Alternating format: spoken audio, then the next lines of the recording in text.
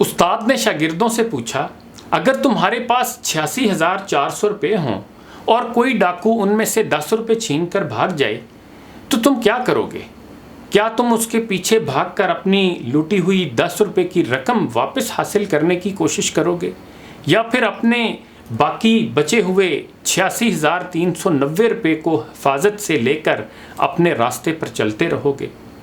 तलबा ने कहा, हम 10 रुपये की हकीर रकम को नज़रअंदाज करते हुए अपनी बाकी के पैसों को हिफाजत से लेकर अपने रास्ते पर चलते रहेंगे।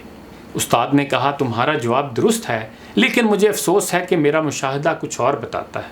मैंने देखा है कि ज़्यादातर लोग उन 10 रुपये को वापस लेने के चक्कर में डाकू का पीछा करते हैं और नतीजे के तौर पर अपने बाकी के बचे हुए 86,390 रुपये से भी हाथ धो बैठते हैं।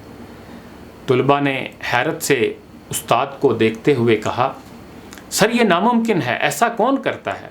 उस्ताद ने कहा, ये 86,400 असल में हमारे एक दिन के सेकंड्स हैं। किसी 10 सेकंड की बात को लेकर या किसी 10 सेकंड्स की नाराज़गी और गुस्से को बुनियाद बनाकर हम बाकी का सारा दिन सोचने, जलने और कुड़ने में गुजार कर अपना बाकी का सारा दिन बर्बाद करते हैं। ये वाले 10 सेकंड्स हमारे बाकी बचे हुए 86,390 सेकंड्स को भी खाकर बर्बाद कर देते हैं। मनफी बातों को नज़रअंदाज करना सीखिए। ऐसा ना हो कि आपका कोई वक्ती इश्तिहाल, नाराज़गी आपसे आपके सारे दिन की ताकत छीन कर ले जाए। लोगों की छोटी छोटी मनफी बातें, तंज, गिले शिकवे, गलतियाँ माफ़ करें, भूल जाएं और आगे बढ़ें कि बड़े लोग छोटी बातों का बुरा नहीं मनाया करते। वैसे भी जो आला ज़र्फ़ होते हैं हमेशा झुक के मिलते हैं।